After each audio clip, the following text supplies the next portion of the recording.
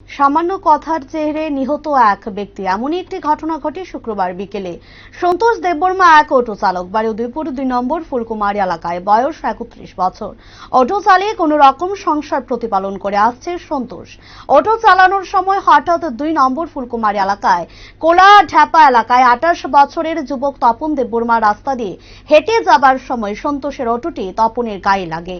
তখন এই সময় কিছু কথা কাটাকাটি হয়। এরপর যে যার মতো করে চলে যায় বাড়িতে। হঠাৎ করে রাত আনুমানিক 11টা নাগাদ তপন সন্তোষের বাড়িতে দা নিয়ে গিয়ে জানতে চায় কেন তার শরীরে অটো গাড়ি লাগানো হয়। সন্তোষও আত্মরক্ষার জন্য সেও ধারালো অস্ত্র নিয়ে আসে। হঠাৎ তপন দা দিয়ে সন্তোষের গলায় আঘাত করার সঙ্গে সঙ্গে মাটিতে লুটিয়ে পড়ে সে।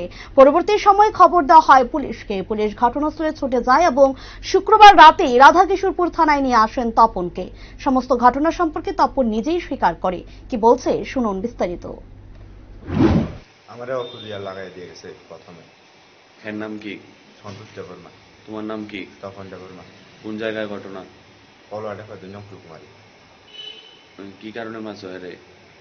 অটো লাগাই দিয়ে গেছে আমারে। আমি বাজিয়া কথা কইতে যাইছিল, আমার উল্টা মারে। দুজনে মিলে আমারে মারে। আচ্ছা, তার লেগে তুমি মার্ডারে করবা? না, প্রথমে আমি যা কইছিল, এরপরে আমার দুজন মারে। এরপরে আমি বাইক থেকে টাউল হয়ে গেছে। এরপরে কেউ কুড়াল আর র্যাঞ্চ। হ্যাঁ।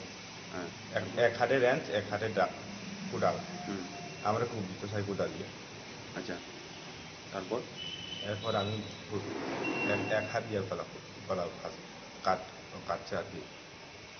ডাইরেক্ট মেরে এলেছো? হ্যাঁ।